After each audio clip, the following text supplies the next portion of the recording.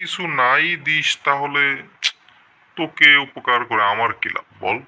আমি তোমাকে কি দিব, তোমাকে কি বলবো? তোমাকে একটু বুঝিয়ে দাও, এক্সামের পরে যাও, তোমাকে মিষ্টি খাওয়াবো। এক্সামের পর মিষ্টি? পৃথিবীটাই না এমন, কেউ কিছু দেয়া ছাড়া তো কিছু পাওয়া যায় না। জানোই দাদা, আমার আব্বু অত টাকা নেই, তোমাকে এত টাকা দিতে পারবো না। তুমি একটু বুঝিয়ে দাও। বুঝিয়ে তো দিতে পারি, কিন্তু ঘটনা হচ্ছে নাকি একটা কোচিং খুলছে।